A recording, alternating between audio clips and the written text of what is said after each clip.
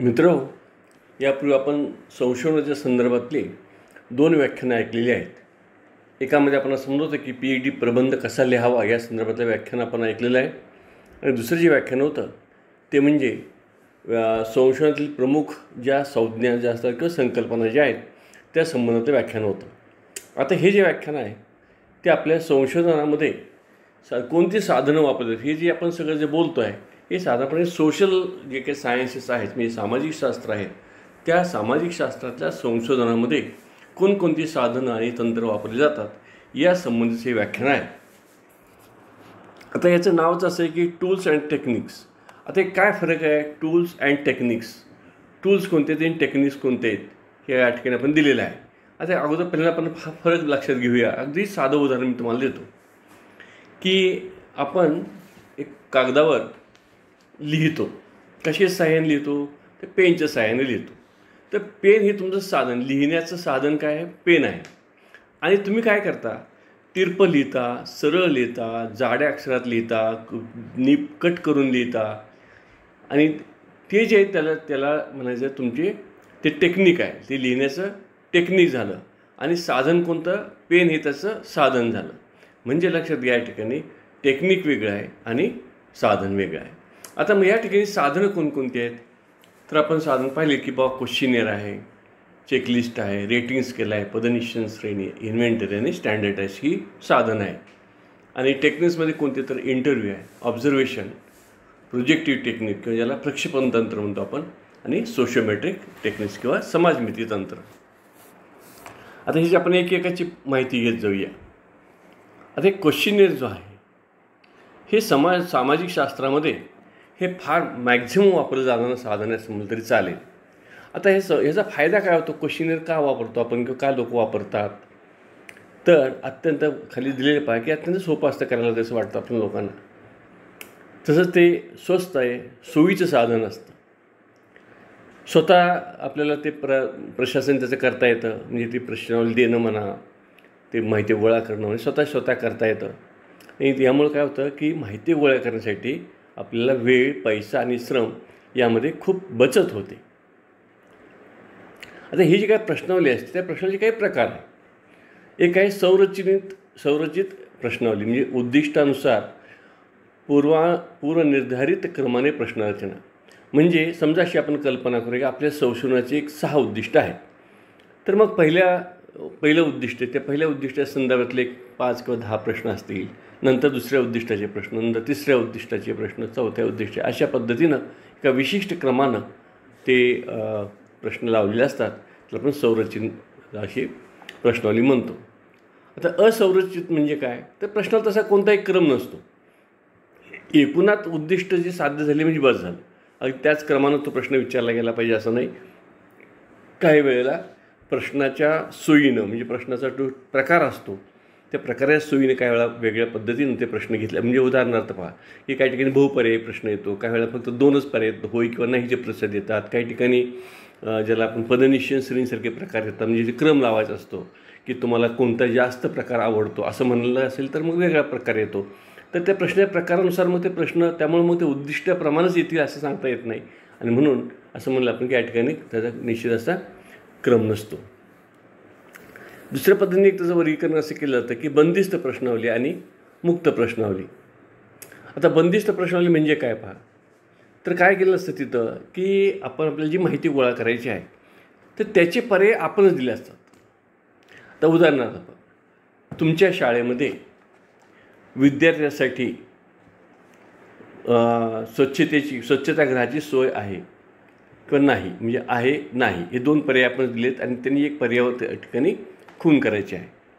किंवा 2 पर्याय असतील, काही ठिकाणी 4 पर्याय असतील वेगवेगळ्या प्रकारचे. जितके तुमच्याकडे त्या फॅसिलिटीज जशा तुम्हाला पाहिजे असेल तुमच्याकडे अमुक किती फॅसिलिटीज आहेत, मग त्या ठिकाणी फॅसिलिटीज आपण द्यायच्या खाली की तुमच्याकडे विद्यार्थ्यांच्या अभ्यासासाठी किती फॅसिलिटीज खालीलपैकी किती फॅसिलिटी उपलब्ध आहेत. आणि मग त्या ठिकाणी आपण 3, 4, 5 म्हणजे अभ्यासिका आहे, ग्रंथालय आहे, आणखी काही दुसरी व्यवस्था असेल, तिसरी, 4, 5 तुम्हाला जे वाटतील ते पर्याय तुम्ही द्यायचे.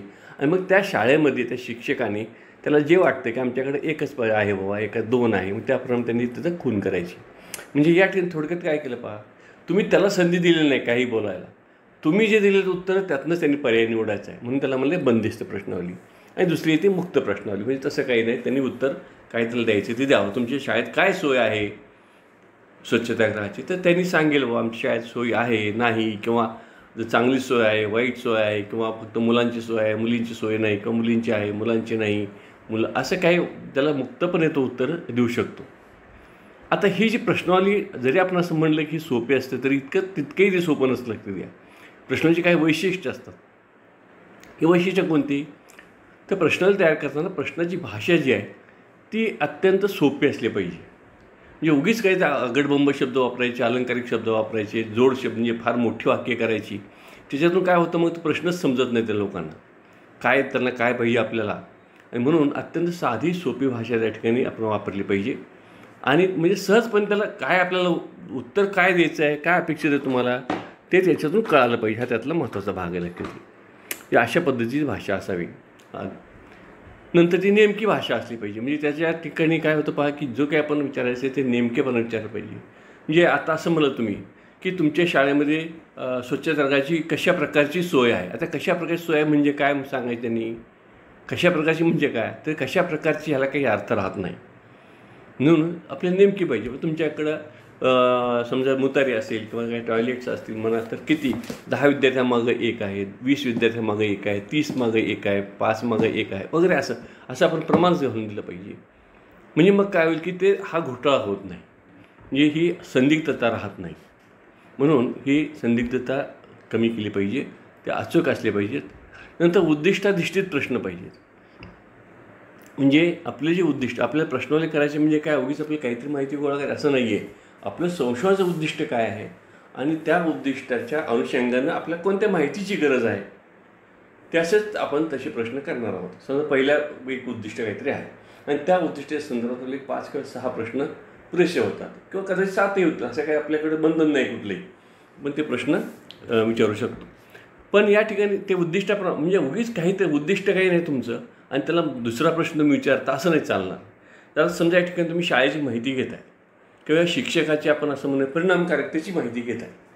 तुमचं उद्दिष्टच नाही शिक्षकाच्या बाकीची घरची परिस्थिती विचारण्याची किंवा घरचे त्याची काही आर्थिक परिस्थिती विचारणे. मग तुमच्या घरात किती लोक आहेत, कशासाठी विचारता, तर नाही, गरजच नाही ना, कारण तुमचं उद्दिष्टच नाही. हां, तुमचं जर उद्दिष्ट असेल की शिक्षकाची घरची परिस्थिती समजावून घेणे, असं जर काय उद्दिष्ट असेल तर मग ठीक आहे, ती घरची माहिती विचारा. अन्यथा घरची माहिती विचारायचं काही कारणच नाही अशा अर्थानं. नंतर पुरेशा पर्याय सोय पाहिजे. म्हणजे तुम्ही आपण असं म्हणलं की आता बंदिस्त प्रश्नावलीमध्ये आपण काय करतो आहे, आपणच पर्याय देतो आहे आणि आपण पर्याय दिल्यानंतर ते पर्याय पुरेसे आहेत का. आणि अगदी साधं उदाहरण सांगतो. तुम्ही विवाहित आहात काय, तुमचं मॅरिड स्टेटस काय आहे, मग काय विवाहित अविवाहित असं तुम्ही 2च पर्याय दिले. घटस्फोटितांचं काय, किंवा ज्याला आपण म्हणूया की सेपरेट राहिलेलं, म्हणजे काय झालेलं आहे की घटस्फोटही घेतलेलं नाही आणि मॅरेज झालेलं आहे परंतु स्वतंत्र वेगळे राहतात. मग अशाने उत्तर कुठं काय म्हणून लिहायचं उत्तर तिथं. म्हणून पर्याय जे आपण देतो आहे, किंवा एखादी विधवा आहे समजा, किंवा ते पुरुषांची मिसेस वारलेली आहे, अशाने काय उत्तर लिहायचं तिथं. तुम्ही फक्त 2च पर्याय दिलेत, विवाहित का अविवाहित, म्हणून पर्याय अपुरे पडतात. म्हणून पर्याय आपल्याला पुरेसे दिले पाहिजे लक्षात घ्या. त्या ठिकाणी हा एक महत्त्वाचा भाग आहे. आणि हे जे आहे म्हणजे दुसरी महत्त्वाची आणखी गोष्ट अशी असते, तुम्ही संशोधन करता, तुम्हाला हौस आहे, तुम्ही संशोधन करता, समाजाच्या उपयोगी कार्य करता वगैरे सगळं ठीक आहे. पण सगळेच लोक हे समाजाची सेवा करायला बसलेले नाही. तुम्ही ज्यांना माहिती विचारतात त्यांना ते काही संशोधन करत नाहीत. मग तुम्ही त्यांना उद्या देणार 70, 80, 100 प्रश्नांची प्रश्नावली, नाही माझं संशोधन फार महत्त्वाचं आहे आणि म्हणून मी 100 प्रश्न काढतो, 200 काढतो, भरून देणार नाहीत लोक. इतकं कोण तुमचे प्रश्न भरून देणार, इतकं कुणाकडे वेळ आहे त्यावर. म्हणून प्रश्नाची संख्यासुद्धा मर्यादित असली पाहिजे लक्षात घ्या. विनाकारण जास्त प्रश्न काढण्याचा अर्थ नाही. कारण लोक एकतर मानसिकदृष्ट्या काय होतं, मग लोकांना एकतर पहिल्यांदा असं असतं की मी कशासाठी उत्तर द्यावं, काय गरज आहे, माझा काय फायदा होणार आहे का, माझा काय उपयोग होणार आहे का, मला ह्याचा काय उपयोग आहे, मला ह्याचा त्रास होईल का, अशा अनेक शंका त्यांच्या मनात येऊ शकतात. म्हणून इतके जास्त प्रश्न आपण विचारू नयेत. म्हणजे प्रश्नाची संख्या मर्यादित असली पाहिजे, हा एक त्यातला महत्त्वाचा भाग आहे. नंतर हे जे आहे आपण जी प्रश्नावली देणार आहोत, ही प्रश्नावली देताना कशी देणार आहात, तुम्ही स्वतः तुम्ही देणार आहात का पोस्टाने पाठवणार आहात, काय करणार आहात? तर त्याचा विचार करायला पाहिजे आपण. पोस्टाने पाठवणार असू तर मग आपल्याला त्याला पुरेसं पोस्टेज लावून, म्हणजे परतीसाठी त्यांनी जर समजा तुम्हाला असं वाटत असेल की त्यांनी मला हे भरून पाठवावी, तर त्याला परतीचं पोस्टेज लावून आपण पाकिट पाठवलं पाहिजे, तरच ते पाठवेल. नाही तर कशाला पाठवेल, तेव्हा ते पाठवणारच नाही. तुम्ही प्रश्न पाठवून दिले, टाकून दिलं तिथं, तर असं नाही होतं का? मग ते आपण दिले पाहिजे. दुसरी गोष्ट अशी असते की ह्यावेळेला आपण जेव्हा प्रश्न तयार करतो आणि आता आपल्याला पाठवायचे आहे, पण त्याच्या अगोदर आपण काय करावं? समजा मी याचा अशी कल्पना करू की मला माध्यमिक शिक्षणासाठी एक प्रश्नावली तयार करायची. माध्यमिक शिक्षक जे आहेत त्यातले विज्ञान शिक्षक आहेत, त्यांच्यासाठी मला प्रश्नावली काहीतरी तयार करायची आहे. तर मी काय करायला पाहिजे? आता मला किती द्यायची आहे? मला साधारणपणे माझा जो काही सॅम्पल आहे तो 500 लोकांचा सॅम्पल अशी कल्पना करतो. तर 500 लोकांनाच ते देण्या अगोदर तेच विज्ञान शिक्षक जे आहेत ज्यांना आपण देणार आहोत त्यातलेच काही निवडून एक 20-25 म्हणा, 50 म्हणा, असे थोडंसं काढून त्यांना अगोदर ते देऊन पाहावे. म्हणजे ते देताना त्यांना काय अडचण येतात, प्रश्न वाचताना काय अडचण येते का, कंटाळा येतो आहे का, कुठं प्रश्न अडचणीचा होतो आहे का, हे त्यांच्याकडून विचारून घ्यावं, ज्याला आपण पायलट स्टडी म्हणतो. आणि मग ते सगळं झालं की नाही आता ठीक आहे. त्याचबरोबर हे एक भाग झाला. दुसरा एक भाग असा असतो, आपण जेव्हा प्रश्नावली तयार करतो ती तज्ज्ञाकडून तपासून घ्यायची असते की आता तज्ज्ञ मग बरेच वेळा काय करतात संशोधक, ती प्रश्नावली काय करतात तज्ज्ञाकडे पाठवतात. म्हणजे बऱ्याच वेळा आमच्याकडे अशी प्रश्नावली येते आणि सर ही मला प्रश्नावली तपासून पाहिजे. आता मी काय करणार, कसे पाहणार? मी मग फक्त शुद्धलेखन पाहतो. जेव्हा तुम्ही तज्ज्ञाकडे पाठवता तेव्हा तुम्ही काय करायला पाहिजे? तुम्ही त्याला विनंतीपत्र, त्याच्याबरोबर तुमच्या संशोधनाची उद्दिष्ट काय आहेत आणि तुम्हाला काय अपेक्षा आहेत ते पत्र त्याला जोडलं पाहिजे. म्हणजे मग मी जी काय तपासायची प्रश्नावली ती कोणत्या भूमिकेतून तपासायची आहे? का फक्त शुद्धलेखन बघायचं आहे का, ते उद्दिष्टाधिष्ठित आहे का, बाकी सगळ्या काही गोष्टी बरोबर आहेत हे पाहायचं आहे, हेच मला समजतं. म्हणजे असे एकदा सगळं झालं मग हे आपण प्रश्नावली आपण प्रत्यक्ष स्वतः तुम्ही देऊ शकता किंवा पोस्टाने पाठवू शकता आणि माहिती गोळा करू शकता. त्यामुळे काय होतं पहा, प्रश्नावलीचा एक फायदा असा असतो, मग म्हणलं मी तुम्हाला की दिली की एकदम 100, 200, 300, 500 लोकांचे प्रश्न आपण गोळा करून पटकन माहिती म्हणजे आपल्याला न तिथं जाता, प्रत्यक्षात तिथं न जाता ही माहिती आपल्याला कलेक्ट करता येते. आता अलीकडे तर आपण क्वेश्चन ह्याच्यावरसुद्धा तुम्ही गुगल फॉर्ममध्ये सुद्धा तुम्ही हे करू शकता आणि ऑनलाईन देखील प्रश्नावली मागवू शकता. त्यामुळे फार स्वस्त आहे, सोपं साधन आहे त्या दृष्टीनं माहिती गोळा करण्याचं, आणि भरपूर माहिती म्हणजे आपल्याला मिळू शकते या साधनाच्या सहाय्याने. थोडी बऱ्यापैकी विश्वास, मी आता म्हणतो की बऱ्यापैकी विश्वासार्ह माहिती आपल्याला ह्यातनं मिळू शकते. दुसरं साधन ते चेकलिस्ट, याला पडताळा सूची असं म्हणतात पहा. आता हे काय आहे पडताळा सूची म्हणजे पहा, तर आता या ठिकाणी काय केलं आहे की चेक करायचं, तुमच्याकडे काय काय आहे ते चेक करायचे. आता मी इथं काय केलं, विद्यार्थीचं घेतलेलं आहे. आता या ठिकाणी काय केलं मी, हे एका बाजूला विद्येचे अंगी आवश्यक गुण मला असं वाटतं की विद्यार्थी कसा असला पाहिजे, तो आज्ञाधारक असला पाहिजे, त्याच्याकडे जिज्ञास वृत्ती पाहिजे, त्याच्याकडे अभ्यास वृत्ती पाहिजे, त्याच्याकडे कृतीप्रवणता पाहिजे आणि समंजसपणा, हे माझे मी निकष ठरवले.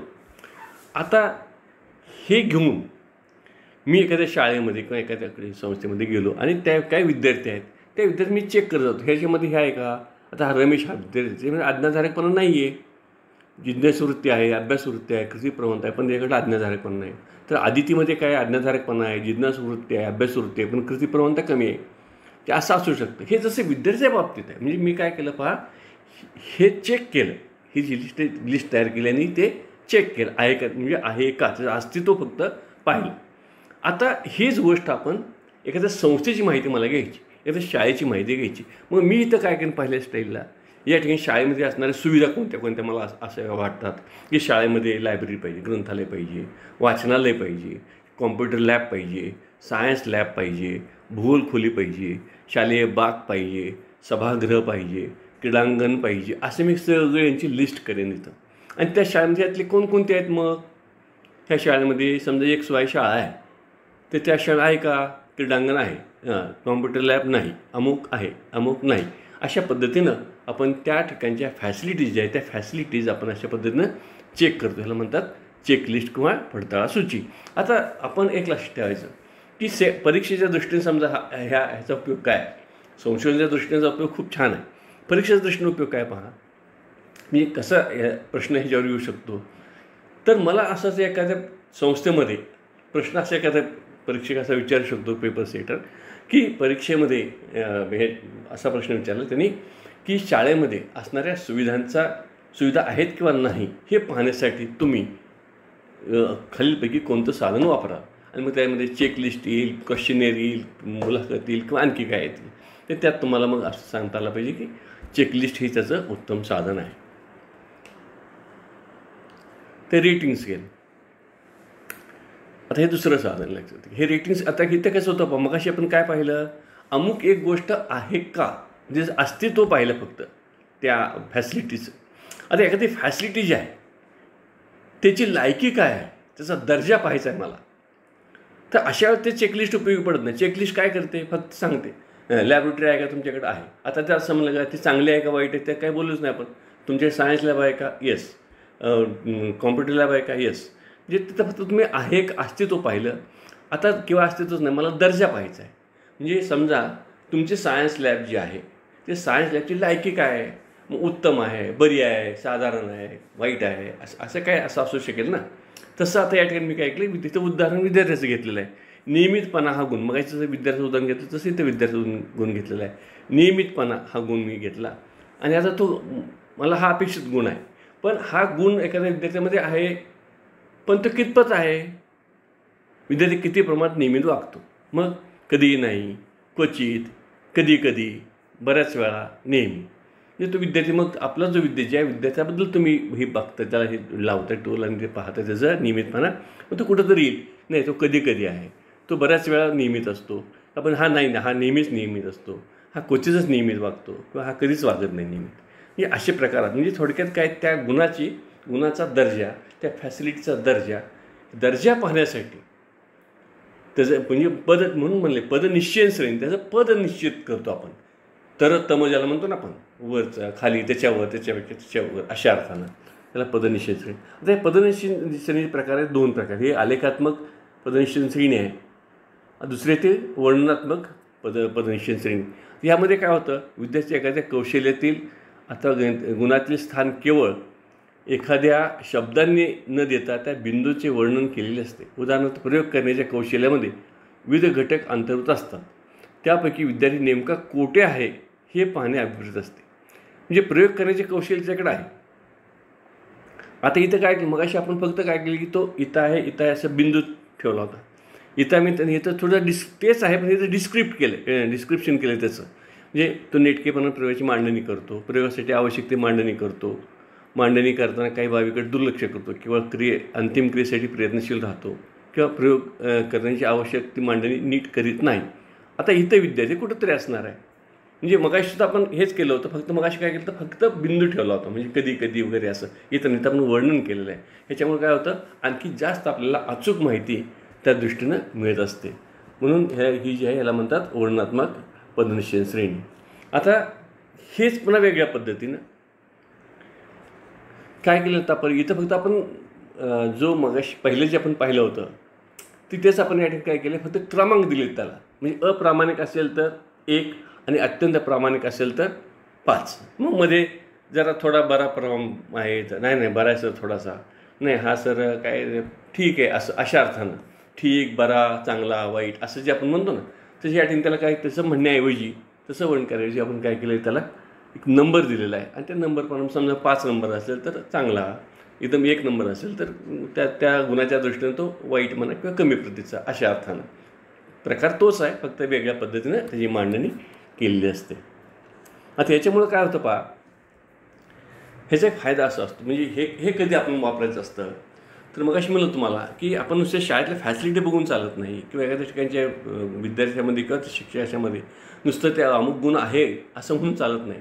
त्या गुणाची लेवल पाहणं अत्यंत ज्यावेळा आवश्यक असतं त्यावेळा आपल्याला पदनिश्चयन श्रेणीच वापरावी लागते. आणि मग असे गुण आपण दिले किंवा मग असे म्हणल्याप्रमाणे तर कुठली तुम्ही श्रेणी वापरू शकता पदनिश्चयन श्रेणीपैकी, आणि त्याप्रमाणे आपल्याला त्याचा दर्जा, त्या गुणाचा म्हणा, त्या फॅसिलिटीचा म्हणा, आपल्याला दर्जा कळत असतो. आता इंटरेस्ट इन्व्हेंटरी हे एक साधन आहे, म्हणजे अभिरुची शोधिका. काय असतं पहा की आपण असं दिसतं आपल्याला की आपण जर लोक आपल्या आसपासचे लोक पाहिले तर काही लोक मन लावून काम करतात, तर काही जण टाळाटाळ करतात, काही जण कर्तव्य भावनेने करतात. ज्या व्यक्ती एखादं काम मन लावून करीत नाहीत ते कदाचित दुसरं एखादं काम अत्यंत आनंदाने करतात. मग असं का होतं तर प्रत्येकाची, आता पहा एखाद्या माणसाला आपण एक टीचर म्हणून अपॉइंट केलेलं आहे, तर काही वेळेच्या बाबतीत कसं होतं, तो कंटाळानेच शिकवत होतो. म्हणजे त्याला ते जीवावर असं आता काय, त्याला ते अजिबात आवडत नसं शिकवणं. एखादा असा असतो, मला आवडत नाही पण मी ठीक आहे, म्हणजे कर्तव्य बनवा, मला आता नेमलं आहे ना, आपल्याला या ठिकाणी आपली भाकरी याच्याशी निगडीत आहे, आपण काही का असे ना आपण जबाबदार आहोत असं समजून काम करतो. आणि काही जण असतात ते त्यात अगदी ओतून, जीव ओतून काम करतात. म्हणजे हा जो फरक असतो, हे कशामुळे असा होतो, तर तुम्हाला त्या कामाची आवड आहे का? जर आवड असेल तर ते काम आपण जास्त मन लावून करू किंवा जीव ओतून काम करत असतो. म्हणून मग आता ही अभिरुची बघायची कशी, तर त्यासाठी इंटरेस्ट इन्व्हेंटरी नावाचं एक साधन असतं. आता हे साधन म्हणजे काय असतं, एक टेस्ट असते पहा. त्याच्यामध्ये काय केलं असतं पहा, अशी काही विधानं असतात. आता काय केलेलं आहे पहा, खाली खाली एक अशी काही टेस्ट आहेत की खाली काही विधान दिली असतात, त्यापैकी कोणती विधान आवडते त्यावरून त्याच्या अभिरुचीचा अंदाज घेतला जातो. म्हणजे मला बागेत जायला आवडतं, मला इतिहासातील युद्ध आवडतात, मला सिनेमाचे चित्रीकरण आवडतं. त्याच्यावर अंदाज येतो की त्या माणसाला नेमकी त्याची आवड काय आहे, त्याला सिनेमा आवडतो किंवा काल्पनिक गोष्टी आवडतात. एखाद्याला असं असतं की नाही, एखादा रममाण होतो इतिहासामध्ये, हा थोडासा इतिहासात रममाण होणारी व्यक्ती आहे, हा जो थोडासा निसर्ग सौंदर्यप्रेमी दिसतो हा व्यक्ती. अशा पद्धतीनं अशी विधानाची लिस्ट असते, खूप मोठी लिस्ट असते आणि त्याच्यातून ती निवडायची असतात विधानं. तो मग त्याला टिक करतो आणि त्याच्यातून आपण मग अंदाज करतो की ह्याला कोणत्या गोष्टींची आवड आहे. आणि अशा काही टेस्ट प्रसिद्ध आहेत, म्हणजे खूप मान्यताप्राप्त अशा काही जगप्रसिद्ध अशा काही व्यक्ती टेस्ट आहेत. आणि आता भारतातसुद्धा खूप मोठ्या प्रमाणात ह्याच्या स्टँडर्डाइज टेस्टप्रमाणे अशा कसोटी तयार झालेल्या आहेत. यामध्ये कुडर अभिरुची शोधिका ज्याला म्हणतात आपण, कुडर इंटरेस्ट इन्व्हेंटरी, नंतर स्ट्रॉंग कॅम्पेल शोधिका मिनेसोटा शोधिका, नंतर मिनेसोटा मल्टीफिजिक पर्सनॅलिटी शोधिका, आयसेन की टेस्ट आहे, अल्पोर्ट लिंडजे शोधिका. ह्या सगळ्या प्रसिद्ध जगप्रसिद्ध आहेत म्हणून या ठिकाणी नावं दिली आहेत. बाकी काही त्याला काय तसा फारसा अर्थ नाही आहे, फक्त आपल्याला माहिती असं म्हणून नावं दिली आहेत. तर आपणही अशा प्रकारच्या टेस्ट तयार करू शकतो. सांगण्याचा उद्देश असा की इंटरेस्ट पाहण्यासाठी इंटरेस्ट इन्व्हेंटरी या साधनाचा उपयोग होत असतो. आता मी सहज मग अशी बोलता असं म्हणलं की अशा भारतामध्ये खूप स्टँडर्डाइज टेस्ट तयार झाले आहेत. म्हणजे स्टँडर्डाइज म्हणजे काय प्रकरण आहे बाबा, एखादी टेस्ट प्रमाणित करायची आहे किंवा स्टँडर्डाइज करायची म्हणजे काय करायचं असतं, तर ती जी कसोटी आपण तयार करतो कुठल्यासाठी, आता मग अशी म्हणलं तुम्ही अभिरुची शोधिका किंवा आणखी कुठल्या काय टेस्ट बुद्धिमत्ता मापन करण्यासाठी कसोटी तयार करायची असेल किंवा संपादन कसोटी तयार करायची असेल, तर ते स्टँडर्डाइज करणं अत्यंत आवश्यक असतं. संशोधनामध्ये योगी मला आपलं वाटलं मी प्रश्नपत्रिका काढली ती टेस्ट तयार केली असं होत नसतं, लक्षात घ्या. ते प्रमाणित करावे लागते.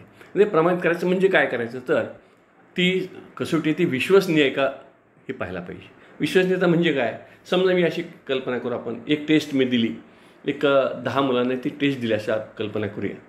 आणि आज त्या 10 मुलांचं 20 मार्काची ती परीक्षा होती किंवा ती टेस्ट होती आणि ते 10 मुलांना आपण ती टेस्ट दिलेली आहे. आता त्यांचा जो काय मीन आहे, म्हणजे काय म्हणतो आपण मध्यमान म्हणूया, आपण मध्यमान 12 आलं होतं. आणि दुसऱ्या दिवशी पुन्हा टेस्ट दिली त्याच मुलांना, तीच टेस्ट पुन्हा दिली, तर पुन्हा काय व्हायला पाहिजे, मध्यमान 12च यायला पाहिजे. जर मध्यमान 12पेक्षा जास्त आलं, 15, 16, 20 आलं किंवा आणखी काही कमी झालं, तर मग ती काही टेस्ट काही विशेष नाही. म्हणजे एखादी चाचणी दिल्यानंतर त्याचे रिझल्ट जे आहेत ते कुठेही कधीही तेच ते राहिले पाहिजेत, हा त्याचा अर्थ. नंतर वस्तुनिष्ठता म्हणजे हा निकष असलाच पाहिजे. म्हणजे कुठलीही टेस्ट जर तुम्ही स्टँडर्डाइज टेस्ट असेल तर ती स्टँडर्डाइज टेस्ट ही विश्वसनीय असावीच लागते. नंतर वस्तुनिष्ठता हा एक त्याचा निकष. हे निकष लक्षात घ्या, हे निकष आहेत ना, हे स्टँडर्डायझेशनचे निकष आहेत, सगळे लक्षात ठेवायचे. आता परीक्षेच्या दृष्टीने हे फार महत्त्वाचे लक्षात घ्या. तुम्हाला सेट परीक्षा असेल किंवा आणखी कुठली परीक्षा असेल, पेट असेल वगैरे, ह्यामध्ये फार महत्त्वाचं आहे. एखादं विधान दिलं जाईल आणि ते विधान जे आहे त्या विधानात मग कोणतं या ठिकाणी निकष तुम्ही लागू पडतो असं विचारलं जाईल तुम्हाला. नंतर दुसरं जे असतं ते वस्तुनिष्ठता, म्हणजे ज्यासाठी आपण म्हणजे ते टेस्टमध्ये असं असली पाहिजे, लक्षात घ्या, ज्यासाठी आपण ती टेस्ट घेतो आहोत त्याच कारणासाठी ती टेस्ट आपण वापरली जाते का. तसंच म्हणजे मनुष्य बदलला, टेस्ट देणारा मनुष्य बदलला तरी ती टेस्टमध्ये त्या उत्तरामध्ये फरक होता कामा नये. म्हणजे ती टेस्ट आहे, त्या टेस्टचं उत्तर किंवा त्या टेस्टचे काय रिझल्ट्स आहेत तेच राहिले पाहिजेत. म्हणजे आपण असं म्हणतो वस्तुनिष्ठ म्हणजे तर काय, शेवटी एक आणि एकच उत्तर असतं. आपण जेव्हा बहुपर्यायी प्रश्नामध्ये सांगतो नाही, वस्तुनिष्ठता म्हणजे काय, ज्या प्रश्नाचं उत्तर एक आणि एकच असतं, जर असू शकत नाही त्याला आपण वस्तुनिष्ठ प्रश्न म्हणतो. तोच प्रकार इथं आहे. नंतर सप्रमाणता. आता पहा, सप्रमाणता म्हणजे काय, व्हॅलिड मग अशी म्हणल्याप्रमाणे की वस्तुनिष्ठ आणि सप्रमाणता थोडेसं सारखे आहे पण तरी वेगळं आहे. सप्रमाणतेचा अर्थ असा होतो पहा की ज्या कामासाठी मी टेस्ट तयार करतो आहे तेच त्यातनं मोजलं जातं का, हे महत्त्वाचं आहे. समजा एक टेस्ट, आता पहा बऱ्याच वेळा स्कॉलरशिपच्या परीक्षा किंवा काही जर तुमच्या ह्याच्या परीक्षा असतात म्हणजे स्पर्धात्मक परीक्षा असतात, त्या स्पर्धा परीक्षेमध्ये काही गंमत असते पहा. ते काय करतात माहिती आहे का बऱ्याच वेळेला, की काही क्वेश्चन ना की खूप असे फार मोठे काढायचे, म्हणजे त्या ज्याला म्हणतो ते क्वेश्चनचं जे स्टेम असतं, प्रश्नाची रचना जी असते खूप मोठी. तो प्रश्न साधा असतो, प्रश्नाचं लॉजिक फार साधं असतं, पण काय करायचं प्रश्नच खूप लांब व्हायचा. आणि मग मी एका एक्झामिनरला विचारलं असं का नाही, म्हणे मुलांना जरा थोडंसं आपल्याला ही वरच्या लेवलची परीक्षा मुलांना थोडंसं अवघड वाटलं पाहिजे. आपला उद्देश अवघड वाटणं हा आहे का, आपल्याला ह्यातनं काय पाहायचं आहे, आपल्याला काय पाहायचं आहे त्याचं लॉजिकल रिझनिंग पाहिजे. मग त्याला तो प्रश्न जे त्याला भाषा चांगली आली पाहिजे असं थोडंच आहे. तेव्हा ते प्रश्न न समजण्यासारखा करायचा, गुंतागुंतीचा करायचा, वाक्यरचना अवघड करायची, हा उद्देश नाही ना. आपला उद्देश काय आहे, समज मला लॉजिकल रिझनिंग बघायचं आहे म्हणा, किंवा कुठले तर आशय पाहायचा आहे एखाद्या याचे, तो आशय समज तो त्याला त्यातून साध्य होत असेल ना, तर कशासाठी विनाकारण किचकट रचना करायची ना. आता आपल्याला या ठिकाणी मग काय वेळ नाही, मग ते काही करायचं मुद्दाम मग कमी वेळात टेस्ट द्यायची. आता आपल्याला स्पीड पाहायचं आहे का त्याचं, त्याला कमी स्पीडमध्ये म्हणजे कमी वेळात टेस्ट द्यायला पाहिजे असा आपला हेतू आहे का. हेतू असेल तर आमचं काय म्हणणं नाही, तसा हेतू नाही ना आपला हेतू तसा नाहीच आहे. आपल्याला त्याला काय येतं ते पाहायचं आहे. मग कशाला ते स्पीडची भानगड पडता तुम्ही, त्या अमक्या वेळातच ते केलं पाहिजे हे गरज नाही. नंतर भेदभाव क्षमता, म्हणजे प्रत्येक त्यातला प्रश्न जो असतो तो प्रत्येक प्रश्नानं काय केलं डिस्क्रिमिनेट केलं पाहिजे. शेवटी कुठली परीक्षा खरं म्हणजे कुठली परीक्षा असते ना ही भेदभावक्षमच असावी लागते, म्हणजे तिने तरतम करायला पाहिजे ना. बऱ्याच वेळा काय होतं अलीकडं एक कोरोना पिरियडमध्ये फार गमतीचा प्रकार झाला. गेल्या वर्षी बहुतेक विद्यापीठाचे निकाल 90% वर आणि सगळ्या मुलांना 90% वर मार्क, हा जो प्रकार होतो. मग काय तेव्हा होतं माहिती आहे का, कारण ते परीक्षाच नाही झाली त्यामुळे हा प्रॉब्लेम झाला. किंवा झाली तरी मग ती जर काही नीटनेटकी झाली नसल्याचा अर्थ होतो.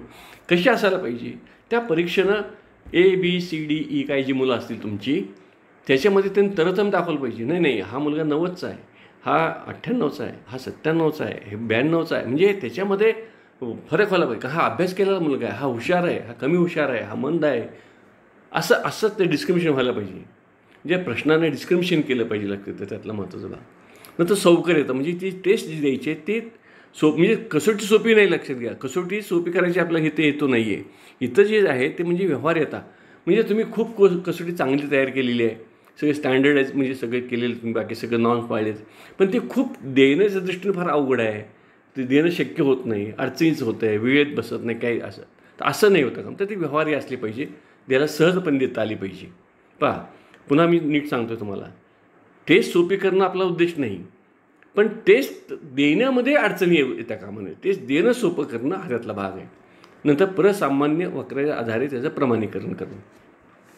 ज्यावेळेला एखादा ट्रेट जो असतो तो सर्वसामान्यपणे असं म्हटलं जातं की सर्वसामान्यपणे काय असतं म्हणतात, आता बुद्धिमत्ता आपण घेतलं की बुद्धिमत्ता ही कशी आहे की त्याचा जर आपण खूप लोकांचा स्टडी केला तर असं लक्षात येतं आपल्या खूप बुद्धिमान लोक अत्यंत कमी असतात, अत्यंत कमी, म्हणजे ज्यांचं IQ 140च्या वर आहे असे फार नगर म्हणजे 1.25% सुद्धा नाहीत, इतके कमी असतात. तसंच जे एकदम वेडे ज्याला आपण म्हणूया की अत्यंत कमी बुद्धिमत्ता असते, जी अगदी ज्याला वेडसर असे असतात ते तसे पण लोक फार कमी असतात. मग कसे असतात, जसं या ठिकाणी मग तुम्ही याल की मग आम्ही असं म्हणतो साधारणपणे की बुद्धिगुणांक जो आहे इकडंच आपण 70 घेतला, 70 खाली पण जातो, इकडे 140 घेतला तर साधारण 100 हा त्याचा मध्य असतो, 100 हा त्याचा मध्य असतो, मध्यबिंदू किंवा मध्यमान असतं. मग असा कुठली आपण जर एखादी टेस्ट घेतली आणि जे सर्वसामान्य विद्यार्थ्यांना जर दिली, विद्यार्थी सर्वसामान्य असतील, तो ट्रेड जर तशा प्रकारचा असेल तर ती टेस्ट दिल्यानंतर त्या उत्तरपत्रिका तपासल्यानंतर काय व्हायला पाहिजे, त्याचा जर ग्राफ काढला तर तो प्रसामान्य संभाव्य वक्र असा तो ग्राफ यायला पाहिजे. म्हणजे मग ती टेस्ट तुमची खऱ्या अर्थानं स्टँडर्ड झाली असं आपल्याला म्हणता येतं. आता टेक्निक्स आपण बघूया. आता ह्याच्यामध्ये पहिले जे आहे ते मुलाखत आहे. आता मुलाखतीचे काही खरं म्हणजे खूप प्रकार आहेत, आता इथं आपण जास्त घेत नाही. एक औपचारिक आणि अनौपचारिक, म्हणजे फॉर्मल ज्याला काय म्हणतो आपण ठरवून घेतलेली मुलाखत, त्याला म्हणतो फॉर्मल म्हणजे ठरवून घेतलेली मुलाखत, आणि अनौपचारिक म्हणजे सहजपणे आपण ज्यावेळेला बोलतो त्यावेळेला, म्हणजे ज्यावेळेला एखाद्या एखाद्या नटाची आपण मुलाखत घेतो, मी पाहतो टी व्हीवर किंवा ह्याच्यावर सुद्धा एखाद्या नटाची किंवा कोणाची एखाद्या कार्यकर्त्याची म्हणून आपण अशी मुलाखत घेत असतो आणि मग त्याचे सगळे त्याच्या जीवनातले प्रश्न विचारतो त्याला, किंवा तुमचं उद्दिष्ट काय आहे, त्या उद्दिष्टाच्या अनुषंगाने ज्यावेळी मला समजा माझं उद्दिष्ट आहे काही शिक्षाची मला माहिती पाहिजे असेल, तर त्यावेळेला मग काय करा, तुम्ही ते शिक्षकाला भेटता, त्या शिक्षकाला तुम्ही ठरवलेली असतात त्याप्रमाणे त्याला प्रश्न विचारता. कारण तुम्हाला तुमचे उद्दिष्ट काय आहे, ते शिक्षकाकडून तुम्हाला कशी माहिती पाहिजे, त्या अनुषंगाने तुम्ही त्याला प्रश्न विचारायचा. त्याला म्हणायचं औपचारिक मुलाखत. आणि अनौपचारिक म्हणजे सहजपणे आपण ज्यावेळेला भेटतो आणि त्याच्याशी मग त्या क्षेत्रातले काही प्रश्न असतात ते आपण विचारत जातो, त्याला आपण अनौपचारिक. म्हणजे सहज मी काल हे बघत होतो, टी व्ही बघत होतो आणि त्याच्यावर पेरे पाटलांची मुलाखत, म्हणजे हे होता कौन बनेगा करोडपतीमध्ये पेरे पाटील होते पाठवतेचे. तर त्यांना खरं म्हणजे ते काय होतं कार्यक्रम त्यांचा, ते कौन बनेगा करोडपतीमध्ये काही प्रश्न त्यांचे जे असतात ते ह्याचे त्याचे प्रश्न. पण ते जाता मग काय होतं की त्यांनी आपली बाकीची माहिती विचारलं, तुम्ही गावात कशी सुधारणा केली, मग हे कसं केलं, तमुक केलं, हे जे असते अनौपचारिकपणे त्यांची घेतलेली मुलाखती लागतात, ही झाली अनौपचारिक मुलाखत. आता हे आपल्याला दोन्ही मुलाखती, पण आपल्याकडं विशेषतः संशोधनामध्ये औपचारिक मुलाखतीवर आपला जास्त भर असतो. अनौपचारिक मुलाखत आपण वापरतो नाही असं नाही, पण तो कमी प्रमाणात वापरतो, लक्षात घ्या. नंतर वैयक्तिक मुलाखत आणि गट मुलाखत, म्हणजे एका व्यक्तीची मुलाखत घेणं आणि गटाची मुलाखत घेणं. म्हणजे कसं होतं पहा की वैयक्तिक मुलाखत म्हणजे एका माणसाला आपण घेतलेले आहे आणि त्याची मुलाखत आपण त्याला समोर बसलेलो आहे आणि आपण त्याची मुलाखत घेतो आहे, त्याला म्हणायचं वैयक्तिक मुलाखत. आता ही वैयक्तिक मुलाखत आणि औपचारिक मुलाखत एकच असू शकते, लक्षात घ्या. म्हणजे ते औपचारिकही असेल आणि ते वैयक्तिकही असेल.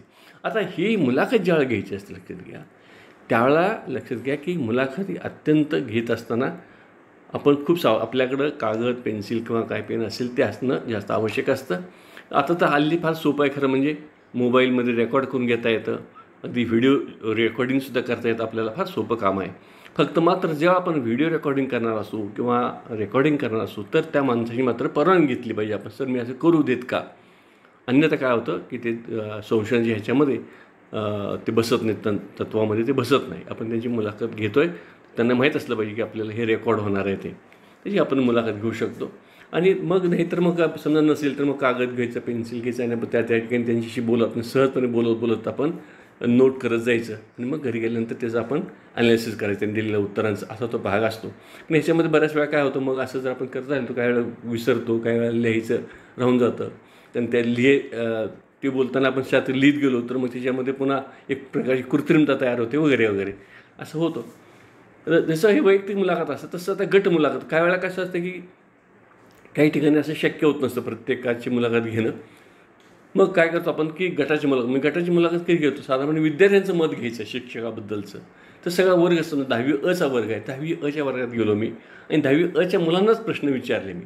एखादी अध्यापन पद्धतीबद्दल असेल म्हणा, एखाद्या शिक्षकाबद्दल असेल म्हणा किंवा एखाद्या तंत्राबद्दल असेल म्हणा, आणि मग त्या प्रश्न विद्यार्थ्यांना विचारला जातो आणि विद्यार्थ्याची उत्तरे जातात, त्याच्यावर आपण काही एका विशिष्ट निष्कर्षाला पोहोचतो, त्याला म्हणतो आपण गटमुलं. अशी सुद्धा आपल्या मुलाखत काही वेळेला घ्यावी लागते. नंतर सेंट्रलाइज मुलाखत म्हणजे एखाद्या थीमवर, म्हणजे एखादी कन्सेप्ट असते त्या कन्सेप्टवर आधारित मुलाखत. म्हणजे बाकीचं विचारायचं नाही त्याला, त्याची बाकीची कुठलीही गोष्टी विचारायची, त्याची कन्सेप्ट जी असते त्याची. आता समजा एखादा चित्रकार आहे तर त्याच्या फक्त चित्रकारितेवर किंवा त्यातली समजा नवचित्रकारिता असते त्याच्यावर म्हणा, तर तेवढंच एकवर फोकस करून तेवढाच प्रश्न विचारायचे. म्हणजे कुठलेही बाकीचे प्रश्न न विचारता विशिष्ट पद्धतीनं फोकस करून ते प्रश्न विचारल्यावर केंद्रीभूत मुलाखत असं म्हणतात. नंतर नैदानिक मुलाखत असते.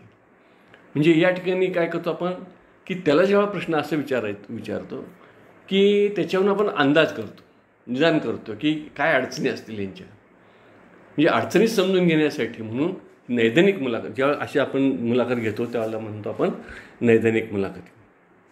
आणि त्याच्यावरून मग निदान करतो, म्हणजे त्यांनी जी माहिती सांगितली लक्षात घ्या, तर त्यांनी जी म्हणजे तो डायरेक्ट अडचण का ते सांगणार नाही, ती जो माहिती सांगतो त्याच्यातून आपण निदान करतो की काय नेमकी अडचण आहे ही किंवा कशामुळे झालं असेल, हे आपला तो भाग असतो.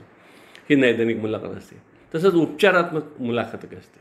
आता ही उपचारात्मक मुलाखत आहे म्हणजे ही विशेषतः सायकोलॉजिकल ह्याच्यामध्ये थोडंसं जास्त आपण वापरतो, पण अशी सुद्धा संशोधनातसुद्धा आपल्याला ती वापरता येते नाही असं नाही, पण त्याचं प्रमाण कमी. मात्र सायकोलॉजिकल जे काही ट्रीटमेंट्स असतात त्याच्यामध्ये उपचारात्मक मुलाखत जास्त असते. म्हणजे त्यांच्या अडचणी सोडवण्याच्या दृष्टीनं काय उपाय होऊ शकतील अशा पद्धतीने जेव्हा आपण प्रश्न विचारतो आणि अशी माहिती घेत राहतो त्याला आपण उपचारात्मक मुलाखत म्हणतो. तर सखोल मुलाखत म्हणजे थोडक्यात कुठल्या एखाद्या विषयावरची अत्यंत डीपमध्ये जाऊन त्याची सगळं माहिती घेणं ते त्याला सखोल मुलाखत म्हणतात. आणि सारग्राही मुलाखत म्हणजे मगाशी म्हणलं ते थोडी उलटी, म्हणजे ही सखोल म्हणजे थोडीशी त्याला आपण खाली डीपनेस, म्हणजे ज्याला खोल जायचं, एकाच क्षेत्रात खोल जायचं. आणि सारग्राही ती त्याच्याऐवजी सर्व बाजूने विचारायचं. म्हणजे समजा मी कशी म्हणलं, समजा सिनेमाच्या नटातलीच मुलाखत घ्यायची आहे, तर इथं मी काय केलं, समजा सखोल मला घ्यायची असेल तर एक कुठलं तरी थीम घेतली मी, त्याच्या ॲक्टिंगबद्दल घेतलं, त्याबद्दलच फक्त विचारत गेलो असं. आणि इथं आता सारग्राहीमध्ये काय नाही, मग तुमच्या घरचे कसे आहेत, अमुक कसं आहे, मग डायरेक्ट कसा वागतो, सहकारी कसे वागतात, लाईट कसा असतो, कॅमेरामन काय करतो, प्रोड्युसर तुम्हाला कसं पैसे किती मिळतात, असे बाकीचे अँगल सगळे असतात. सगळ्या अँगलनं विचार करून जी मुलाखत दिली त्याला म्हणतात सारग्राही मुलाखत. नंतर दुसरं जे तंत्र असतं ते निरीक्षण. आता निरीक्षणाची जी काही वैशिष्ट्य असतं लक्षात घ्या. हे तर वैज्ञानिक तंत्र म्हणजे कसं, का वैज्ञानिक म्हणायचं, तर हे अत्यंत वस्तुनिष्ठ आहे. म्हणजे मी पाहतोच आहे प्रत्यक्ष, त्यामुळे त्यात चूक व्हायची काही शक्यता असत नाही. लक्षात होतच नाही असं नाही, पण शक्यता फार कमी असते. प्रत्यक्ष पाहतो मी. आणि आता तर साधनं उपलब्ध आपलं निरीक्षण करायला, मग म्हणल्याप्रमाणे कॅमेरा आहे, व्हिडिओ आहे, सगळे आहे, तुमच्याकडं मोबाईल आहे, मोबाईलमध्ये सगळं मी रेकॉर्ड करता. असे निरीक्षण साधनं आपल्याकडे उपलब्ध असल्यामुळं त्यामुळे काही घोटाळा होत नाही, म्हणून वैज्ञानिक तंत्र म्हणले. अत्यंत सूक्ष्म असं अध्ययन होतं याच्यामध्ये. कारण आपण स्वतःहून जात असतो निरीक्षण करताना. आपण तिसऱ्याकडनं निरीक्षण करत नाही. जसं प्रश्नॉलॉजीच्या बाबतीत काय करत होतो, प्रश्नॉलॉजी तुम्ही स्वतः देऊ शकता, पोस्टानं पाठवू शकता, किंवा आपले सहकारी असतात ते सहकारी सांगू शकतात, अरे बाबा तुझ्या शाळेतले त्या 2 शिक्षकांना ती प्रश्नॉलॉजी दे, त्याकडनं माहिती गोळा करून आण, असं आपण सांगू शकतो. तसं इथं होत नाही. निरीक्षण हे तुम्हीच करायचं आहे. आणि त्यामुळे ते सूक्ष्म अध्यापन होतं आणि प्रत्यक्ष अध्ययन होतं, म्हणजे ज्याला फर्स्ट हँड इन्फॉर्मेशन आपल्याला या ठिकाणी मिळत असते. नंतर वस्तुनिष्ठ माहिती संकलन होते, म्हणजे तुम्ही स्वतःच गोळा केली असल्यामुळे त्याला कुठलंही, कारण काय होतं बरेच वेळा दुसऱ्याकडून जेव्हा आपण माहिती घेतो, जरी ते आमच्याकडून माहिती घेऊन ये, तर कदाचित त्याने, समजा अशी कल्पना करू आपण, तुमचा एक मित्र आहे आणि तुम्ही तुमच्या मित्राला सांगितले आमकीच तू माहिती त्याला विचारून ये जरा तेवढं काय ते, तर तो त्याला काय विचारून आला आणि ते त्यांनी तुम्हाला सांगितलं, ते कदाचित त्याच्या विचारामध्ये काय दोष असू शकतो, त्याचं त्या तिसऱ्या माणसाबद्दलचं काही मत असू शकतं आणि त्याचा प्रभाव त्याच्या त्या बोलण्यावर ह्याच्यावर होऊ शकतो. आणि त्याच्यामुळे आपली जी माहिती संकलित होते ती वस्तुनिष्ठ तितके असतीलच असं सांगता येत नाही. पण इथं मात्र निरीक्षणामध्ये मात्र तुम्ही स्वतःच सगळं करत असल्यामुळं ही सगळी माहिती वस्तुनिष्ठ अशी माहिती असते. तर निरीक्षणाचे प्रकार, आता कोणकोणते प्रकार, तर एक आत्मनिरीक्षण, ही सायकोलॉजिकल आहे. आत्मनिरीक्षण ज्याला इंट्रोस्पेक्शन असं म्हणतात, म्हणजे स्वतःचा विचार करायचा. मला राग कधी येतो, असं करतो आपण काय वेळा फार. ज्याला असं म्हणलं जातं पहा की काय वेळेला जे आपण आराम खुर्चीवर बसून निवांत बसलो आणि मग आपला दिवस माझा काय केलं मी, आज मी चूक केली, आज मी ह्याला बोललो, ते बोलायला नको होतं वगैरे वगैरे, किंवा मी असं वागायला पाहिजे होतं, किंवा माझ्यामध्ये हे दोष आहे, मला अमुक हे जमत नाही, अशा पद्धतीचं आपण तुमच्याकडे फार वरच्या लेवलचं निरीक्षण असतं. आत्मनिरीक्षण सगळ्याला जमतं असं नाही, परंतु करता येतं आणि आपण करतही असतो. लक्षात घ्या, फक्त आपण काय प्रत्येक सांगत नाही दुसऱ्यांना, पण आपण करत असतो, नाही असं नाही. आता हे जे आत्मनिरीक्षण करताना ह्याच्यात काही वेळा कसं होतं, ह्यात घोटाळा असा होतो की हे वस्तुनिष्ठ राहत नाही. कारण एक तर म्हणजे ते तुम्ही कोणत्या वेळेला केलेलं आहे त्यावेळेला पुढच्या वेळेला तसंच परिस्थिती निर्माण होईल असं. म्हणजे समजा आपण म्हणलं की मला राग कधी येतो, मला राग, आता गंमत कशी होते, ज्यावेळेला राग येतो त्याच वेळेला मला त्या स्थितीचं निरीक्षण करायचं आहे, तर मग तुम्ही निरीक्षकाच्या भूमिकेत गेला की रागच जाईल ना, मग तुझा रागच राहणार नाही. म्हणून हे सगळे घोटाळे होतात. आणि दुसरी गोष्ट अशी असते की मी असं माझ्या आत्मनिरीक्षण काही निष्कर्ष काढले की मला समजा असं काहीतरी राग येतो, बा एखादा मनुष्य वेळेवर काम पूर्ण केलं नाही तर मला राग येतो, म्हणून मी असं उद्या म्हणायला लागलो की उशिरा आलेल्यामुळं माणसांना राग येतो. सगळ्यांचा येतो असं नाही होत. म्हणजे तुम्ही काढलेले निष्कर्ष दुसऱ्यांच्या बाबतीत लागू पडतील असं सांगता येत नसतं. म्हणून ते थोडंसं वस्तुनिष्ठ नसतं, ते व्यक्तिनिष्ठ आत्मनिरीक्षण होतं. नंतर सहभागी निरीक्षण म्हणजे काय, ज्यांचं निरीक्षण करायचं आहे त्याच्यातच आपण सहभागी व्हायचं. म्हणजे त्याला आपण वेगळ्या पद्धतीने असे म्हणू की अगदी नैसर्गिकच निरीक्षण असतं ते. म्हणजे विशेषतः कधी असतं पहा, सोशल सायन्सेसमध्ये विशेषतः ज्या समुदाय अभ्यास करायचा असतो, म्हणजे एखाद्या जातीचा, एखाद्या वंशाचा, समजा आदिवासीचा आपल्याला अभ्यास करायचा आहे. आता आदिवासीचं निरीक्षण करायचं आहे, मग आदिवासीचं निरीक्षण कसं करणार तुम्ही, तर तुम्ही नुसतं बाहेरून बघून नाही करणार. तुम्हाला तर तुम्हीच तिथं जायचं, राहायचं तिथं प्रत्यक्षात. ते दररोज कसे वागतात, कसे बोलतात, इतरांशी कसे करतात वगैरे, आणि त्याच्यातून तुम्ही निरीक्षण करून काही तुम्ही त्यांच्या नोंदी करायची. त्याला म्हणायचं सहभागी निरीक्षण. आणि असहभागी निरीक्षण म्हणजे तिथं आपण राहायचे वगैरे काय भानगड करायचं, आपल्याला जे दिसलं तेवढं फक्त आपण काय केलं, त्रयस्थपणे इथं पहा, पहिल्यांदामध्ये त्रयस्थपणा नव्हता, आपण त्याच्यामध्येच त्यांच्यातलेच एक झालो आहोत, अशा पद्धतीनं आपण निरीक्षण केलेलं आहे. इथं असहभागी म्हणजे आपण तटस्थपणे आपण त्याचं निरीक्षण केलेलं आहे, हा भाग असतो. नंतर आणखी एक प्रकार असतो म्हणजे हेतुपूर्ण निरीक्षण. म्हणजे ठरवून, म्हणजे ह्या गोष्टीचंच मला फक्त निरीक्षण करायचं, बाकी नाही करायचं. म्हणजे माझा हेतूच, निरीक्षणाचा हेतू काय आहे, तर हेतू ठरवूनच मी निरीक्षण केलेलं आहे. किंवा मला काय बघायचं आहे, शिक्षकाचं फक्त मला अध्यापनाचं निरीक्षण करायचं, बाकी काही बघायचं नाही मला, मी तेवढंच मी निरीक्षण करणार आहे.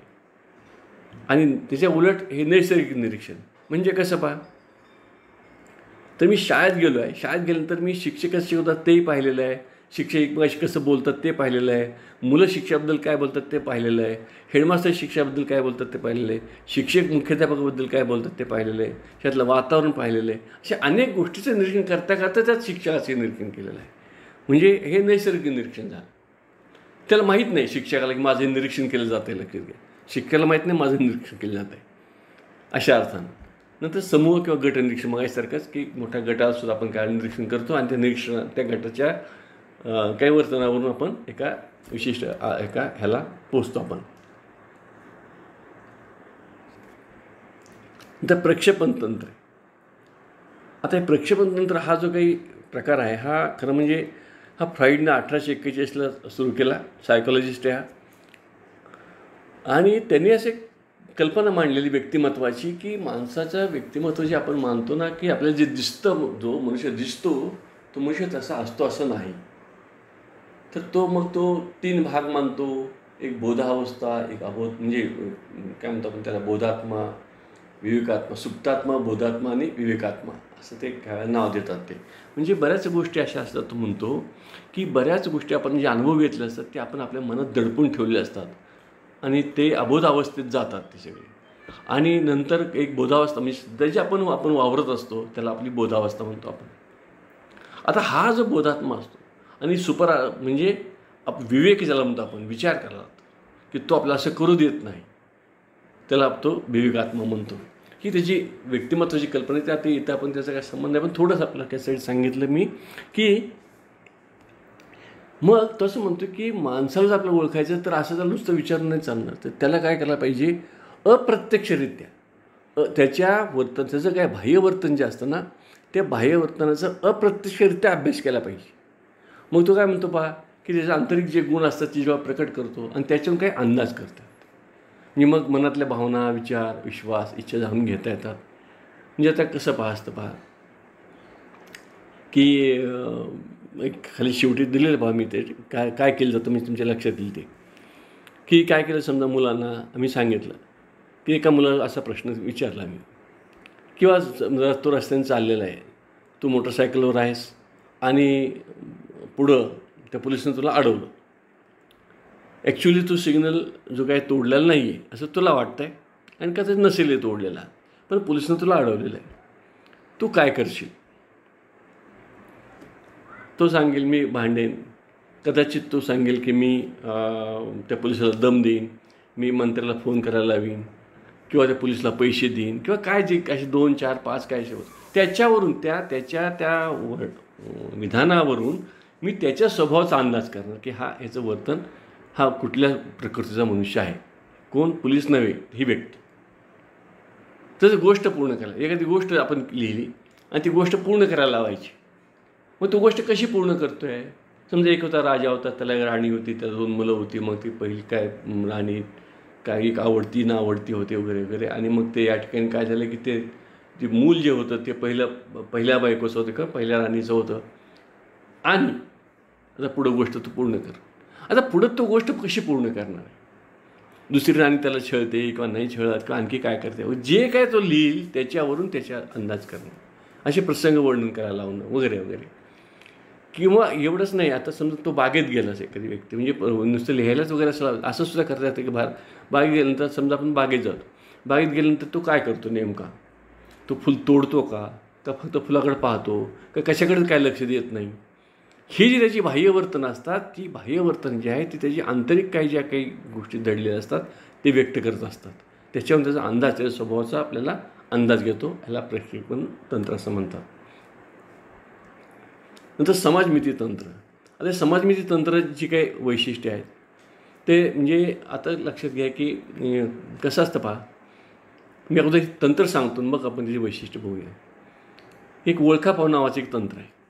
म्हणजे कसं बघ, शाळेत वर्ग आहे 50 मुलांचा आणि मग ते मुलांना सांगायचं की अरे आपल्या वर्गातला सर्वात आळशी मुलगा कोण, आपल्या वर्गातला सर्वात सहकार्य करणारा मुलगा कोण, दयाळू मुलगा कोण, अशा पद्धतीने मी असे प्रश्न आपण विचारायचे. आता हे 50 मुलांना प्रश्न विचारले. आता मी असं म्हणलं की आपल्या वर्गातला सर्वात हुशार विद्यार्थी कोण, मग कोणाचं नाव लिहिलं, सगळ्यात जास्त कोणाचं नाव आलेलं, मग एक्स मुलाचं सगळ्यात जास्त नाव आलेलं, ते याचा अर्थ हा सगळ्यात हुशार मुलगा आहे की त्याला सगळे हुशार मानतात. म्हणजे तो जो समाज आहे, तो 50 मुलांचा जो समाज आहे त्याच्यामध्ये त्याची जी इमेज आहे ती हुशार असल्याची इमेज आहे. किंवा चुकार मुलगा कोण असं म्हणलं आपण, मग ते म्हणजे त्याच्यामध्ये त्याचं जे काही समाजातलं स्थान आहे. आता आपण विद्यार्थ्याचं उदाहरण घेतलं, आपण समाजाचं सुद्धा उदाहरण घेऊ शकतो आणि त्याच्यावरून मग आपण अंदाज करतो की ह्याचं सामाजिकरण किती झालेलं आहे. नंतर नामनिर्देशन तंत्र. म्हणजे समजा असं मी म्हणलं तुम्हाला की तुम्हाला कोणावर सहलीला जायला आवडेल, तुला अभ्यास करायला कोणावर जायला आवडेल वगैरे वगैरे, आणि मग त्यामध्ये ते नाव सांगतील. पुन्हा मग तुम्ही ज्या मुलाचं नाव जास्त सांगतील तर त्या मुलाचं सामाजिकरण जास्त झालेलं असल्याचा अर्थ. कारण सगळी मुलं त्याच मुलाला म्हणतात की मला ह्याच्यावर काम करायला आवडेल, तर सामाजिकरण जास्त झालेलं आहे. नंतर सामाजिक आंतरश्रेणी असते. म्हणजे या ठिकाणी हेच प्रश्न असे असतात आणि त्याचा एक सोशियोग्राम तयार केला जातो, लक्षात घ्या. आणि मग त्याच्यामध्ये कोणाकोणाच्यामध्ये जास्त म्हणजे कोण मुलगा जास्त पॉप्युलर आहे, कोण कमी पॉप्युलर आहे, कोणत्या जोड्या आहेत वर्गामध्ये, कुणाला या ठिकाणी नाकारत आहे, कोणाला जवळ करत आहे, हे सगळं जे आहे सोशियोग्राम तयार केला जातो आणि त्याच्यावरून काय अंदाज केला जातो की त्या व्यक्तीच्या सामाजिकरणाचा, म्हणजे वर्गातल्या मुलांच्या. तर अशा पद्धतीनं आपल्याला ह्या तंत्राचा वापर करून देखील काही माहिती गोळा करता येत असते. आता हे जे आहे, ही जी सगळे तंत्र असतात, लक्षात घ्या, ह्या तंत्राच्या सहाय्यानं आपण माहिती गोळा करतो आपल्या संशोधनासाठी. कारण आपण आता हे काही समाजमिती तंत्र म्हणून आपण काही फार मोठं स्वतंत्र सोशलचा अभ्यास नाही करत. आपण फक्त एक संशोधनाचं एक साधन, माहिती गोळा करण्याचं एक साधन म्हणून आपण ह्याचा वापर करणार आहोत. आता प्रश्न आपण असा येईल परीक्षेमध्ये आपल्या साधारणपणे कसं व्हा की आपल्याला असा संबंध पाहायचा आहे की एखाद्या व्यक्तीच्या अंतर्वर्तन जे आहे, म्हणजे इनर्ट बिहेवियर म्हणून आपण त्याला इंग्रजीमध्ये इनर्ट बिहेवियर जे आहे ते आपल्याला तपासून पाहायचं असेल तर तुम्ही कोणतं तंत्र वापराल. मग समाजमिती तंत्र वापराल, मुलाखत वापराल, किंवा काय तुमचं ते प्रोजेक्टिव्ह टेक्निक वापराल वगैरे वगैरे, तर ते आपल्याला सांगतील. मग त्यासाठी तुम्ही काय हे सगळे तंत्र सगळे जर बारकाईने अभ्यास केला पाहिजे. आता या ठिकाणी मग काय म्हणलं की ही तंत्र वापरल्यामुळे काय होतं पहा, व्यक्ती तुमच्या संबंधाचं अध्ययन करतात. म्हणजे किती व्यक्ती जवळजवळ आले आहेत, सामाजिक दर्जा आणि संरचनेची माहिती मिळते. म्हणजे तो जो समूह आहे, तो समूह जो आहे तो किती कोहेजिव्ह आहे तो आपल्याला कळतो. नंतर व्यक्तीचा सामाजिक दर्जा म्हणजे त्या वर्गातला तो स्टेटस त्याचं काय आहे, त्या मुलाला सगळे काय म्हणतो आपण त्याला, सगळ्यांचा तो लाडका आहे, आवडता आहे वगैरे वगैरे, किंवा नाकारलेला आहे असं वगैरे अर्थानं. काही वेळा कसं होतं पहा की काही मुलं अशी असतात की त्यांचं सामाजिकरण झालेलं नसतं किंवा होत नसतं आणि आपण इकडे फारसं लक्ष देत नाही. मग त्याचं आवश्यक असतं ना, कारण शेवटी तो समाजाचा घटक पुढं बनणार असतो. आणि म्हणून मग हे जर व्हायचं असेल आणि तर मग आपल्याला त्याचं हे पाहायला पाहिजे, त्याचं सामाजिकरण व्हायचं असेल मुळात म्हणजे ते त्याचं कितपत झालेलं आहे पाहायला पाहिजे. आणि जर लक्षात आलं की नाही हा अलोपच राहतो आहे, ह्याला सगळे वर्गातले कोणीच जवळ करायला तयार नाहीत. मला आठवतं एक उदाहरण तुम्हाला सांगतो थोडंसं विषयांतर करून की मी शाळेत शिकत असताना एक मुलगा होता आमच्या वर्गात, अत्यंत हुशार मुलगा, चांगला मुलगा होता आणि अतिसभ्य होता. म्हणजे काय त्याचा प्रॉब्लेम काय असायचा की तो काय करायचा, तो अत्यंत शिस्तबद्ध मुलगा होता. तो सगळी पुस्तकं बरोबर आणायचा टाईमटेबलप्रमाणे, कंपास पेटी, त्याचे काय कलर बॉक्स वगैरे पेटी सगळं बरोबर असायचं, त्याचं कधीच चुकत नसे. आणि तो बऱ्याच वेळा मग आमच्या शेजारी कोणी असं बसलं किंवा आता काय असं बऱ्याच वेळा आमच्याकडनं काय ते माझं पुस्तकच राहिलं, माझी वहीच राहिली, जरा तुझं पेन्सिल दे रे, चोपट्टी, तो कधीच कुणाला काय देत नसे. त्याचं एकच लॉजिक असायचं त्याच्यापुरतं तरी की मी तुम्हाला कधी मागतो का, आणि इव्हन पुस्तक सुद्धा तो असं पूर्ण उघडत नसे, आम्हाला दाखवत नाही, शेजारी दाखवत नाही, कारण काय पुस्तक खराब होतं म्हणून. असं स्वतःपुरतं दिसेल एवढंच बघायचं, कारण तो म्हणायचं मी तुझं पुस्तक बघतो का. आता हे एका दृष्टीनं तो मुलगा चांगला आहे, हुशार आहे, लक्षात घ्या, परंतु ते सामाजिकरण झालेलं नाही ना. मग हे सामाजिकरण व्हायचं असेल तर हा जो गुण आहे लक्षात घ्या, हा किंवा गुण म्हणा किंवा हा दोष म्हणू आपण, हा काढून टाकला पाहिजे ना. म्हणून मग हे दोष काढायचा असेल तर मुळात म्हणजे समाजनीती तंत्राच्या सहाय्यानेच आपल्याला हे शोधता येईल. अन्यथा कसं शोधणार तुम्ही? असं वैयक्तिक एखादं उदाहरण फक्त आपल्याला क्वचित सापडेल. पण असेच आपल्याला मुलात सोशलायझेशन करायचं असेल तर आपल्याला असे तंत्र शोधावे लागतात. तर अशी वेगवेगळ्या प्रकारची हे संशोधनाची तंत्र आहेत, माहिती गोळा करण्याची तंत्र आहे. आणि ह्या तंत्राच्या सहाय्यानं आपण माहिती जी गोळा करतो त्याचं मग नंतर ॲनालिसिस करून तुम्ही इंटरप्रिटेशनकडे जाता किंवा काय तुमच्या निष्कर्षाकडे जात असता. म्हणून ही साधनं जी आहेत ही अत्यंत लक्षात घ्या, ही अत्यंत काटेकोरपणे, अत्यंत विश्वसनीय, अत्यंत प्रमाणित केली अशी साधनं जर असतील, जेवढी साधनं तुम्ही चांगली प्रमाणित केली असतील तेवढं तुमच्या संशोधनाचे निष्कर्ष जे आहेत ते जास्त विश्वासार्ह असतील, विश्वसनीय असतील, अशा असतील. आणि म्हणून ही साधनं जी आहेत त्या साधनाचा आपण बारकाईने अभ्यास केला पाहिजे. आणि परीक्षेच्या दृष्टीने सुद्धा तुम्ही ही सगळी साधनं पाहून घ्या, सगळे बारकाईने अभ्यास करा. मी पुन्हा तुम्हाला सांगेन की विशेषतः जे नेट सेटला वगैरे परीक्षेला बसतात मुलं, मी पुन्हा लोकांना सांगत असतो की तुम्ही जुन्या प्रश्नपत्रिका फार बघण्याच्या फारशा भानगडीत पडू नका. म्हणजे पडा शेवटच्या त्यात 8 दिवसात बघा फार तुम्हाला कसे प्रश्न असतात ते, त्यात फार इंटरेस्ट घेऊ नका. तुम्ही हे सगळे जे तंत्र हे सगळं बारकाईने वाचा सगळं पुस्तकातनं, आणि मग आपल्याला परीक्षेमध्ये लिहायला सोपं पडतं. कारण असे आपल्याला प्रश्न विचारले जातात की अमुक गोष्टीसाठी कोणतं तंत्र वापराल, अमुकसाठी माहिती गोळा करण्यासाठी काय कराल, किंवा हे साधनाचं वैशिष्ट्य अमुक आहे, ओळखा पाहू हे तंत्र अमुक प्रकारचं आहे, मग प्रक्षेपण आहे, समाजमिती आहे, अमुक आहे, हे सगळं आपल्याला सांगता आलं पाहिजे. मला वाटतं तुम्ही हे सगळं साध्य कराल अशी अपेक्षा करतो आणि या ठिकाणी मी थांबतो. थँक्यू.